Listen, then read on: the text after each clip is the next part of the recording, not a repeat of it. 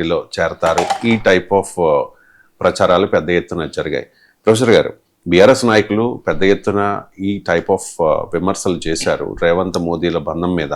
కానీ భారతీయ జనతా పార్టీకి చెందిన నేత, ఆయన ఏం చిన్న నేత కాదు, ఎంపీ ఆయన చెప్తూ ఉన్నారు మరి మోదీకి రేవంత్ రెడ్డికి మధ్య ఏదైనా ఉందేమో, మరి రేవంత్ రెడ్డి మరో సువేందు అవుతారేమో అన్నట్లుగా కామెంట్ చేశారు. ఒకసారి బయట. కానీ మన మోడీ గారు ఒకటి మెరిసే జుడిజావారు, మరి ఏమన్నా ఉందో నాకైతే తెలియదు. చాలా చిన్న కార్యకర్తని బీజేపీలో, ఏమన్నా లింక్ ఉందేమో మరి నాకైతే తెలియదు. అట్లాంటిది ఏమైనా ఉందా? సువేందు అధికారి, అందుకే చెప్పిన కాంగ్రెస్ వాళ్ళకి సలహా, మా నాయన చాలా సేవ చేసి నీ పార్టీకి. జెన్యున్ గా కోమటిరెడ్డి వెంకటరెడ్డి లాంటి వాళ్ళు, శ్రీధర్ బాబు లాంటి వాళ్ళు మాట మీద ఉండి జీవితాంతం కాంగ్రెస్ పార్టీలో ఉండి గసంటోళ్ళని చేసుకున్నా సరే, ఈయనకి ఏదో పడేస్తే అయిపో మంత్రి పదవి. కానీ మన మోడీ గారు ఒకటి మెరిసే జుడిజావారు, మరి ఏమన్నా ఏంటి సార్, ఎంపీ అరవిందే అనుమానం వ్యక్తం చేస్తూ ఉన్నారు. ఆయన చిన్న స్థాయి అని చెప్తూ ఉన్నారు. ఆ లింక్ ఏంటో ఆయనకే తెలియదట. మరి బీజేపీలో కూడా మరి ఒక బయట నుంచి వచ్చిన నాయకులకు ఎందుకు ఇస్తున్నా? వాళ్ళ ఒరిజినల్ లీడర్కి ఇవ్వచ్చు కదా, మీరు ఇస్తలేదు కదా. ఇప్పుడు మంత్రి పదవులు ఒరిజినల్ లీడర్కి ఇచ్చారు కానీ చాలా చోట్ల ఒరిజినల్ లీడర్కి ఇవ్వలే కదా. సువేందు అధికారి కాంగ్రెస్ తృణమూల్ నుంచి వచ్చిన సువేందు అధికారి, నా పాయింట్ అదే. బీజేపీ ఇస్తున్నప్పుడు మరి కాంగ్రెస్ కు మంచి సలహా ఇచ్చారు అరవింద్. మీరు కోమటిరెడ్డి వెంకరెడ్డిని శ్రీధర్ చేయొచ్చు, బీజేపీకి మోడీ కూడా మంచి సలహా ఇవ్వచ్చు కదా. సువేంద్ర అధికారి ఎందుకు? వాళ్ళ మొదటి నుంచి ఆర్ఎస్ఎస్ తో సంబంధాలు ఉన్నారు లేరా? మీరు అస్సాంలో మొదటి నుంచి ఆర్ఎస్ఎస్ తో సంబంధం ఉన్నారు లేరా? వాళ్ళకి ఇవ్వచ్చు కదా. ఎందుకు వీరికి ఇచ్చారు? మల్కాజ్గిరిలో ఈటల రాజేందర్ మీకు మురళీధర్ రావు పోటీ పడ్డారు. మురళీధర్ రావు ఏబీవీపీ కార్యకర్తగా ఉన్నప్పుడు ఈటల రాజేందర్ పీడీఎస్సీ కార్యకర్త, నక్సలైట్ విద్యార్థి సంఘ నాయకుడు. ఏబీవీపీ కోసం ప్రాణాలు ఇవ్వడానికి సిద్ధపడ్డాడు మురళీధర్ రావు. మీకు పీడీఎస్సీ వాళ్ళ చేతిలో, సరే ఆర్ఎస్సీ చేతిలో, మీకు పీపుల్స్ వార్ వాళ్ళ చేతిలో తుపాకీ కాల్పులు ఎదుర్కొన్నాడు. నేనే ప్రత్యక్ష సాక్షిని ఈ హాస్టల్లో. మేము ఇద్దరం కలిసే టీ తాగాము. ఆయన టీ తాగి బయటికి వచ్చాడు, నేను టీ తాగి ఇంటికి హాస్టల్కి వచ్చాను. ఆయన లోపలికి వెళ్ళాడు టిఫిన్ చేసడానికి. టిఫిన్ చేసి బయటకు వచ్చేవరకు నాకు జరిగింది. నేను ఇంకా రూమ్ కూడా తిప్పలే, సౌండ్ ఎన్ని మళ్ళీ ఎరకు తిరిగి చూసి ఇదంతా జరిగింది. సో ఆ తర్వాత ఆయన కాశ్మీర్లో పనిచేశాడు. మీకు చాలా పెద్ద అసైన్మెంట్లన్నీ చేశాడు. మరి ఆయన గీయకుండా ఇట్లందరికి ఎందుకు ఇచ్చారు? బీఆర్ఎస్ నుంచి వచ్చిన అతను కదా. ఎందుకు మరి వాళ్ళ పార్టీ రాజేందర్ అయితే గెలుస్తారని అనుకోవచ్చు. నేను కాదన్నా, వాళ్ళ పార్టీ కల్లా బాలేకుంటాయి. మరి అరవింద్ అడ్వైజ్ ఇస్తే మంచిగా ఉండేది. మన రాజేందర్ బయట నుంచి రాజేందర్కి ఎందుకు? ఏబీవీపీ కార్యకర్తగా ప్రాణాలొడ్డి పోరాడు. కశ్మీర్ తీవ్రవాదుల గడ్డ పైన వెళ్ళి ఆర్ఎస్ఎస్ ను బిల్లు చేశాడు. స్వదేశీ జాగరణ్ మంచుకు పనిచేశాడు. మనం మురళీధర్రావుకి ఇవ్వాలి కదా అని చెప్పొచ్చు కదా. ఎందుకు చెప్పలేదు అరవింద్? అరవింద్ చెప్పి ఉండాలి మరి బహుశా. కానీ ఆయన చిన్న కార్యకర్త కదా పాప, ఆయన మాట ఎవరు వినాలి? అందువల్ల కాంగ్రెస్ కు బీజేపీ సలహాలు ఎందుకు? బీజేపీ సలహాలు ఇచ్చుకోవాలి కదా.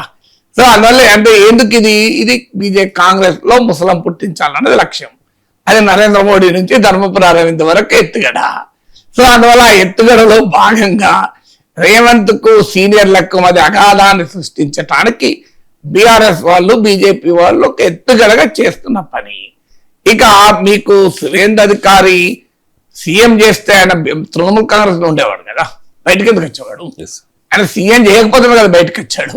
మీకు రేవంత్ రెడ్డి ఆల్రెడీ సీఎం కదా, ఆ తేడా కూడా ఉంది కదా.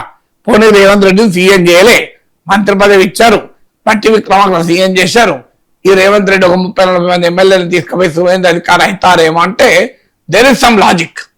ఎందుకంటే సువేంద్ర అధికారి నెంబర్ 2గా ఉన్నప్పుడు అభిషేక్ బెనర్జీ ఎమర్జ్ అయితే ఆయన వెళ్ళిపోయాడు.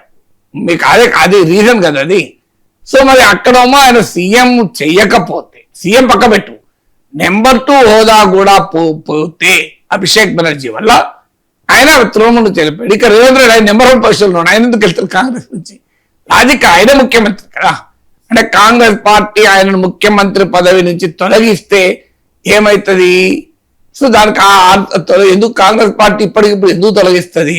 ఇప్పుడు హిమాచల్ ప్రదేశ్ లో సుఖ్వేందర్ సింగ్ సుక్కు ఉన్నాడు, ఆయనకు వ్యతిరేకంగా ప్రతిభా పాటిల్, పెద్ద ఎత్తున విక్రమాదిత్య కొడుకు ప్రతిభా సింగ్, వీరేంద్ర సింగ్, ఆయన వీరభద్ర సింగ్ ఫ్యామిలీ. సో ఆ విక్రమాదిత్య వాళ్ళంతా నీతిలో పడ్డారు. కానీ ఎవరన్నా 6 ఎమ్మెల్యే కూడా బీజేపీ లాక్కుంది. ఇప్పటికీ సుఖ్వేందర్ సింగ్ సుక్కునే ఉన్నాడు కదా, మార్చలే కదా. ఈ కర్ణాటకలో సిద్ధరామయ్యకు శివకుమార్ కు మధ్య ఎంత గట్టిపోవడం మనకు తెలుసు. అసలు ఇద్దరు కలిసి జాయింట్ గా చెరిసగం కాలం ముఖ్యమంత్రి ఉందామని అగ్రిమెంట్ కూడా కుదిరిందంటారు. అయినా అక్కడ సిద్ధరామయ్య మార్చలేదు కదా. మరి ఇక్కడ రేవంత్ రెడ్డి మారుస్తారు అన్న దానికి బేస్ ఏంటి? ఇంకా ఇక్కడ ఏ అగ్రిమెంట్ లేదు కదా. ఈ అగ్రిమెంట్ అందుకే ఇప్పుడు దీనికి కౌంటర్ గానే రేవంత్ రెడ్డి 2034 ఉంటా అని ఆయన చెప్తున్నాడు. అందువల్ల మీకు దేశమంతటా కాంగ్రెస్ పార్టీ గతంలో లాగా కాంగ్రెస్ కు బ్రహ్మాండంగా స్వర్ణయుగం ఉన్న రోజుల్లో ముఖ్యమంత్రులు ఇష్టం వచ్చినట్టు మార్చారు. కానీ ఇటీవల కాలంలో ఆ పని చేయడం లేదు. ఎందుకంటే డిస్టర్బ్ ఆ లెవెల్లో హైకమాండ్ గట్టిగా లేదు. ముఖ్యమంత్రులు ఇష్టం వచ్చినట్టు మార్చే అంత సీన్ అక్కడ లేదు. మీకు రాహుల్ గాంధీకి తన అత్యంత సన్నిహితులైన కేసీ వేణుగోపాల్కి ముఖ్యమంత్రి సతీష్ అని చేశాడు కదా. రాహుల్ గాంధీకి కేసీ వేణుగోపాల్ గేట్వే. మీరు రాహుల్ గాంధీ కలవాలంటే త్రూ కేసీ వేణుగోపాలే పోవాలి. ఇది గేట్వే. అయినా కూడా ఆయన సీఎం పోస్ట్ ఇవ్వలే కదా. అందువల్ల గతంలో లాగా లేదు కాంగ్రెస్ కూడా. కాంగ్రెస్ పరిస్థితి కూడా బాగాలేదు హైకమాండ్ కనుక వాళ్ళు ఇవాళ రాష్ట్రంలో అంత ఈజీగా డిస్టర్బ్ చేయడం లేదు. తర్వాత రేవంత్ రెడ్డి పోనీ వరుసగా కాంగ్రెస్ పార్టీని ఓడిపోయేలా చేస్తే మారుస్తారేమో. ఆయన వరుసగా గెలుస్తున్నాడు. ఇప్పుడు ఈ 2023 డిసెంబర్ తర్వాత అంటే ఇప్పటికి 2.5 years అయింది. 2.5 years లో సికింద్రాబాద్ కంటోన్మెంట్ ఉప ఎన్నిక వచ్చింది, గెలిచారు. జూబ్లీహిల్స్ ఉప ఎన్నిక వచ్చింది, 25,000తో గెలిచారు. మీకు సర్పంచ్ ఎన్నికలు వచ్చాయి, 60% ఏమో గెలిచారు. మళ్ళీ అదంటే పోనీ పార్టీ బేసిస్ కాదు, మున్సిపల్ ఎన్నికలు వచ్చాయి, 50 to 60% గెలిచారు. మీరు ప్రతి ఎన్నిక గెలుస్తారు కదా. మీరు ప్రతి ఎన్నిక గెలిచినప్పుడు ఆ పార్టీ ఇప్పుడు రాహుల్ గాంధీకి కావాల్సింది ఏంటి? మీరు ఒకవైపు మళ్ళీ వీళ్ళే చెప్తున్నారు రాహుల్ గాంధీకి కావాల్సిన డబ్బులన్నీ రేవంత్ రెడ్డి పంపుతున్నాడు. డబ్బులు పంపితే ఎందుకు తీస్తారు? ఎందుకంటే డబ్బులు పంపినాక తీసే క్వశ్చన్ లేదు కదా. డబ్బులు పంపినాక ఎవ్రీ మంత్ బ్యాగులు పోతాయి అంటారు కదా. కేరళ ఎన్నికలకు పోతున్నాయి, అన్ని ఎన్నికలకు పోతున్నాయి. మరి అంత ప్రమాణంగా పోయినప్పుడు ఎందుకు తీసేస్తారు? ఇప్పుడు రేపు యూపీ ఎన్నికలకు అవసరం ఉంటుంది కదా మళ్ళీ బ్యాగులు. అంటే ఒకవైపు బ్యాగులు వస్తుంటే అది కాలేదని రేవంత్ రెడ్డి తీసేస్తారా? ఇప్పుడు అదన్న నిజం కాదు, ఇదన్న నిజం కాదు కదా. సో అందువల్ల రాజకీయాల్లో ఏంటంటే ఒక ఎత్తుగడలు ఒకరి నుంచి ఒకరి మీద ఒకరు చెప్పుకుంటా అంటారు. అట్లా ఎందుకు చెప్పుకుంటుంటారంటే తెలియదు. ఇప్పుడు బీజేపీ సొంత వాళ్ళని వదిలేసి 3 మంది ముఖ్యమంత్రులు చేస్తుంది. మీకు ఈటల రాజేందర్ క్యాంపెయిన్ వల్ల బండి సంజయ్ని తీసేశారు కదా. బండి సంజయ్ RSS లో పనిచేసి ABVPలో పనిచేసి కాషాయ జెండా మోసొచ్చారు. మీరు ఈటల రాజేందర్ కాషాయ జెండాలు మోసిండు నాకు చెప్పండి. ఆయన ఎప్పుడు కాషాయ జెండా మోసాడు? ఎప్పుడు భరత్ మాతాకి జై, జై శ్రీరామ్ అంటూ మొన్న బండి సంజయ్ చెప్పినట్లు ఆ నినాదాలు ఇచ్చుకుంటూ ఆయన బీజేపీని పెంచిండా? బయట వాళ్ళు వస్తే తీసుకున్నారు, ఆయనకు ఎంపీ చేసిండ్రు, ఎమ్మెల్యేగా ఓడిపోయిన తర్వాత కూడా ఎంపీ చేసిండ్రు. ఆఖరికి ఆయనకు అప్పుడు ఆయన కొరకు అంతకుముందు బండి సంజయ్ని తీసేశారు. ఇప్పుడు ఆయన ఇప్పటికీ కూడా ఇది one of the top contender కదా. మొన్న పార్టీ ప్రెసిడెంట్ పదవికి కూడా రామచంద్రరావు కన్నా ముందు ఈటల రాజేందర్ పేరే వినబడ్డది కదా. ఇప్పుడు కేంద్ర ప్రభుత్వ పునర్వ్యవస్థీకరణ అంటున్నారు, మళ్ళీ ఈటల రాజేందర్ పేరే వినబడుతుంది కదా. మరి ఇక్కడ నుంచి ఎవరికని ధర్మపురి అరవింద్ ఈటల కన్నా ముందు ఈటల రాజేందర్ పేరు వినబడుతుంది కదా. సో మరి డాక్టర్ లక్ష్మణ్ కి న్యాయంగా డాక్టర్ లక్ష్మణ్ మన మొదటి నుంచి బీజేపీలో ఉన్నతారు. మరి ఆయన పేరు వినబడుతున్నది, ఆఫ్ కోర్స్ ఆయన పేరు కూడా వినబడుతుంది, ఈటల రాజేందర్ పేరు కూడా వినబడుతుంది కదా. మరి దానికి ఆన్సర్ ఏంటి? అందువల్ల రాజకీయాల్లో రాజకీయ పార్టీలు ఎవరి వల్ల లాభం అయితే వారిని పైకెక్కిస్తాయి. అందువల్ల సీనియారిటీ, లాయాలిటీ ఆధారంగానైతే మీకు అలా రాజకీయాలు ఉంటే పురంధేశ్వరి ఎందుకు బీజేపీలో ఆంధ్రప్రదేశ్ ప్రెసిడెంట్ అవుతారు? అంటే పురంధేశ్వరి మొదటి నుంచి కాషాయ జెండా మోసి ABVP కార్యకర్తగా మీకు జ్ఞానశీల ఏకత పరిషత్ కా విశేషత అంటూ నినాదాలు ఇచ్చుకుంటామే, విద్యార్థులు నడిపిందామే. నాకు తెలియదా? మీకు తెలుసు కదా. జై శ్రీరామ్, భారత్ మాతాకి జై అంటూ ఆమె ఏమన్నా శోభాయాత్రలో పాల్గొన్నదా? మరి ఆయన ఎందుకు పార్టీ ప్రెసిడెంట్, ఆయన ఎందుకు రాజమండ్రి ఎంపీ చేసిండ్రు? మీరు సోమవీర్రాజుకి ఇవ్వచ్చు కదా.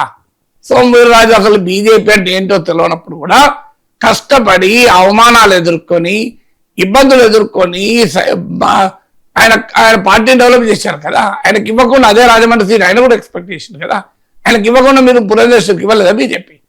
అందువల్ల కాంగ్రెస్ ఇస్తున్నామో తప్పవుతుంది, మేమైతే ఇస్తే తప్పే. మీరు cadre based ideology based party.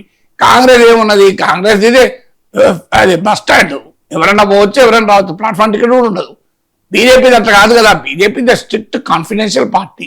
ఆ పార్టీలోనే బయట వాళ్ళు వచ్చి స్వేచ్ఛగా మొదలు పొందుతున్నారు కదా. ఇక కేరళ సీఎంగా విడి సతీశన్ ప్రమాణ స్వీకార కార్యక్రమంలో చాలా ఆశ్చర్యంగా మాజీ ముఖ్యమంత్రి పినరాయి విజయన్ కనిపించారు సార్. ఇన్ఫ్యాక్ట్ విడి సతీశన్ విజయన్ను ఆహ్వానించారు కూడా. అలాగే తమిళనాడులో చూసుకుంటే కనుక సీఎం విజయ్ ప్రమాణ స్వీకారం చేసిన తర్వాత